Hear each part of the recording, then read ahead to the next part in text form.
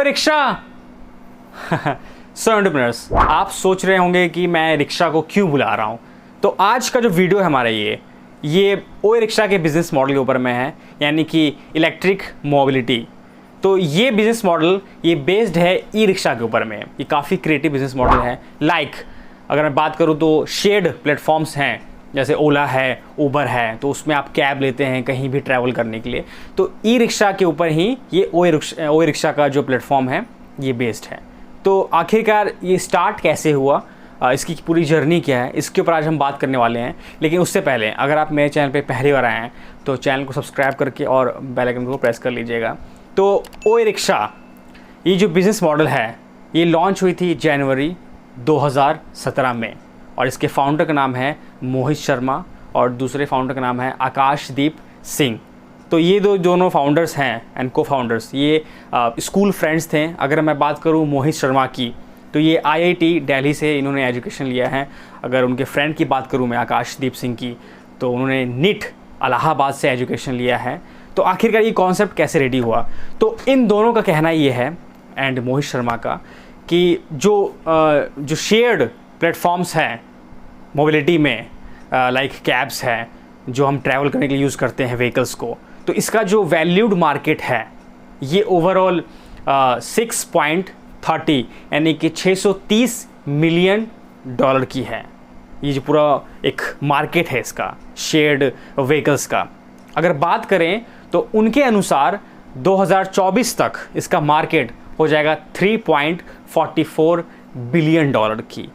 तो हमारे यहाँ पे इन दोनों फाउंडर्स का कहना है कि हमारे यहाँ पे इंडिया में मतलब कि 18% लोग जो हैं उनके पास ओन व्हीकल नहीं है, मतलब उनके पास खुद का एक वाहन जिसे कहते हैं वो नहीं है। दैट्स वाई वो लोग शेयर्ड प्लेटफॉर्म्स को यूज़ करते हैं, लाइक ओला, उबर, जुगनू है।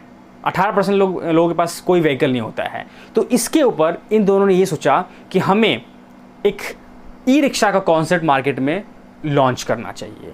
तो इन्होंने सोचा ओए रिक्शा के बारे में। लेकिन ये दिल्ली बेस्ड जो बिज़नेस मॉडल है, ये दिल्ली में इन्होंने स्टार्ट किया था, दिल्ली बेस्ड बिज़नेस मॉडल है। तो इसकी आखिरकार स्टार्ट कैसे हुई, इसके हम शुरू से पहले बात करते हैं। तो ओए रिक्शा का जो बिज़नेस मॉडल है, इससे पहले इन्होंने चालू किया था, मोहित शर्मा ने एक जंगीद मोटर्स करके प्लेटफॉर्म चालू किया था। उससे पहले इन्होंने स्टडी किया था और काम किया था हीरो मोटर्स में 2 साल, तो उसका एक्सपीरियंस था इनके पास में। तो उसके बाद 2015 में इन्होंने अपने अंकल के साथ मिलके काम शुरू किया जंगीद मोटर्स का। उसके अंदर में मैन्युफैक्चरिंग करते थे ई रिक्शा को, ई रिक्शा का मैन्युफैक्चरिंग करते थे और डिस्ट्रीब्यूशन सिर्फ देते थे ये। तो इनके मार्केट में जो ये काम करते थे, मैन्युफैक्चरिंग करते थे, और अदर प्लेटफॉर्म्स कोई नहीं था। बहुत बड़ा इन्होंने काम फैला दिया था। इनका कहना ये था कि 10,000 ई रिक्शा सेल किया था, और इनके लाइन में इतना बड़ा किसी ने अभी तक सेलिंग नहीं किया था। और बहुत काफ़ी अच्छा उन्होंने बिज़नेस मॉडल बना लिया था उस कंपनी का, जो जंगीद मोटर्स है, ई रिक्शा मैन्युफैक्चर करते थे। तो इनका कहना है कि इस साल 2 मिलियन राइड्स इन्होंने पूरा किया है। तो ओए रिक्शा का जो कॉन्सेप्ट है ये 5 किलोमीटर रेडिएशन में काम करता है इनका बिज़नेस मॉडल। तो जब इनका सक्सेसफुल जो पहला जो स्टार्टअप था, जो बिज़नेस मॉडल था जंगीद मोटर्स 2015 जो लॉन्च किए थे, तो वो जो सक्सेसफुली चला और 10,000 ई रिक्शा इन्होंने सेल किया। तो उसके बाद इन्होंने अपने फ्रेंड के साथ में मिलके बात किया कि यार जो ई रिक्शा का मार्केट है यहाँ पे 2017 में ई रिक्शा मार्केट में 1 बिलियन ई रिक्शा हैं, 1 बिलियन ई रिक्शा, लेकिन इसका सही से कोई यूज़ नहीं कर रहा है। लाइक अगर बात करें अदर कैटेगरीज़ के जो प्लेटफॉर्म्स है, कैब्स में ओला उबर्स हैं, इनके ड्राइवर्स के पास अपना एक एक्सपीरियंस है, ये हर जगह घूमते हैं, काम करते हैं, और इनकी कंपनीज़ अच्छी खासी बड़ी कंपनी है। लेकिन जो माइक्रो चीज़ है, छोटी चीज़ जो है, उसके ऊपर ये लोग ध्यान नहीं दे रहे हैं। ये सिर्फ डील कर रहे हैं तो कार्स में, कैब्स में, बस इसमें डील कर रहे हैं, और ये ध्यान नहीं दे रहे हैं छोटी चीज़ों पे, माइक्रो चीज़ पे, ई रिक्शा पे।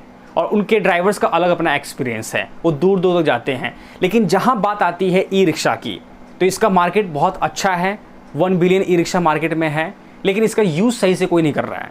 और इसका जो एक कॉन्सेप्ट है, तो ये 5 किलोमीटर की दूरी में ही रहता है। जहाँ तक अगर बात करें कैब्स, कैब्स चलती हैं, लोग अब ट्रैवल करते हैं, कहीं ऑफिस जाते हैं, कहीं जाते हैं, तो कैब को हर बार यूज़ किया नहीं जा सकता है, क्योंकि 2 बार लोग आते जाते हैं, एक बार ऑफिस जाते हैं, एक बार उधर से आते हैं। तो इसमें उनका कहना है कि लोगों का एक्सपेंस बहुत ज़्यादा लगता है, तो कहीं ना कहीं लॉस हो रहा है।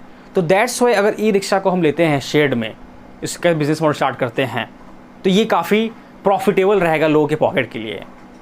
तो उन्होंने ये कहा कि और अदर जो ड्राइवर्स हैं उनका अदर एक्सपीरियंस है, लेकिन जो ई रिक्शा है ये 5 किलोमीटर के अंदर में काम करती है। लाइक ई रिक्शा का एक अपना एक एरिया है, तो ये जाएंगी तो मेट्रो स्टेशन, मेट्रो रेल तक जाएंगी, बस स्टेशन तक जाएंगी, ज़्यादा दूर तक का इनका सफ़र नहीं रहता है। अगर कोई बोले भी कि ज़्यादा दूर जाना है तो ये मना कर देंगे।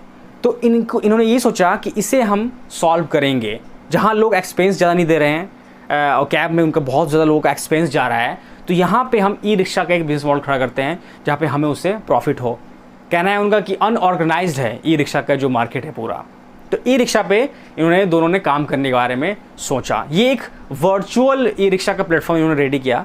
लेकिन बात करते हैं कि ये जो ड्राइवर पार्टनर्स हैं, क्योंकि उसे इन्होंने हायर किया अपने ई रिक्शा को ड्राइव करने के लिए, चलाने के लिए। तो ई रिक्शा तो इनके पास था, लेकिन ड्राइवर्स, तो इनिशियल लेवल पे इन्हें ये कहना था कि जो ड्राइवर्स है उसे कन्विंस करना बहुत ज़्यादा मुश्किल था कि आप हमारे लिए काम करो, आपको प्रॉफिट होगा, बेनिफिट होगा। क्योंकि इनका जो कॉन्सेप्ट है ये ऐसा है कि आप इसे बुक करोगे तो ये आपके घर पे नहीं आएगा, ये डोर स्टेप पे जैसे कैब्स आती हैं।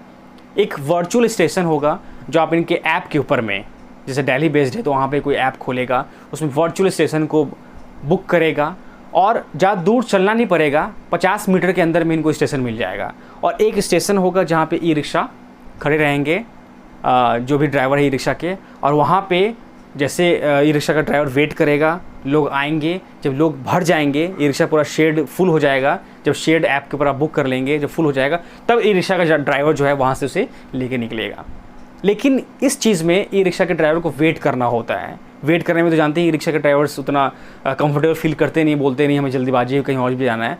तो उनका ये कहना था कि जब हम ड्राइवर्स को कन्विंस कर रहे थे तो उसमें वो मना कर रहे थे कि नहीं हम ये नहीं करेंगे, लेकिन बहुत ज़्यादा कोशिश करने के बाद वो कन्विंस हो गए इनके साथ में काम करने के लिए। तो फिर क्या है कि तैयार हो गए, तो इनके ई रिक्शा के ऊपर में एक ड्राइवर आ गया, उसका उन्होंने ब्रांडिंग कर दिया ओ रिक्शा के कॉन्सेप्ट के ऊपर में। और इनका कहना है कि दिल्ली में 12 हब है और गाज़ियाबाद में है, और इनका कहना है कि बाद में ये लोग एक्सपेंड करेंगे अदर 8 सिटीज़ में 8 महीने के बाद, इनका कहना ये है।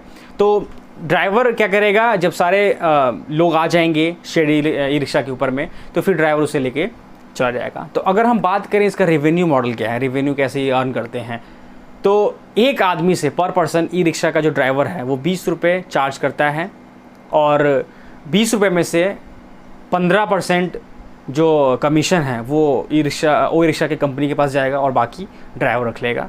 और इनका ये कहना है कि सब्सक्रिप्शन बेस पे भी काम करते हैं।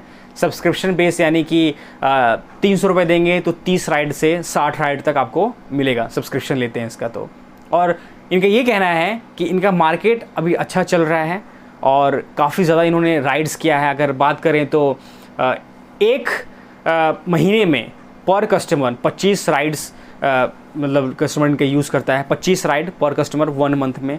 अगर वही बात करें 3 महीने में अगर इसको कैलकुलेट किया जाए तो 70,000 राइड्स होता है, 70,000 राइड्स, और 15,000 कस्टमर ने रजिस्टर किया है इनके प्लेटफॉर्म को यूज़ करने के लिए ओ रिक्शा को।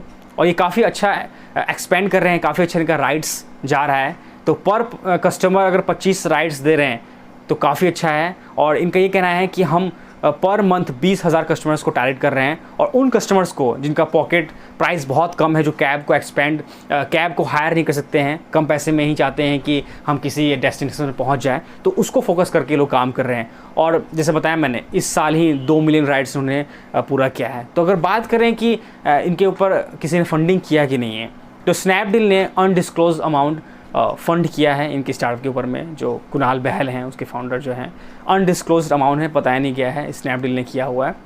और उसके बाद ये धीरे धीरे एक्सपैंड कर रहे हैं, अभी दिल्ली में, लेकिन दिल्ली से भी बाहर ये निकलेंगे।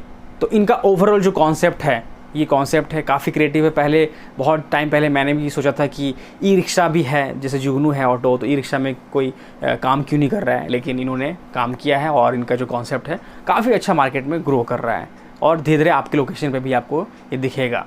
तो बस यही था आज का वीडियो। आई होप आपको अच्छा लगा होगा वीडियो। तो अच्छा लगे तो शेयर करिए अपने सारे एंटरप्रेन्योर्स फ्रेंड्स एंड फैमिली में, और मिलते हैं आपसे किसी नेक्स्ट वीडियो में। This is Adarsh and you are watching business skills. Adarsh Singh signing of.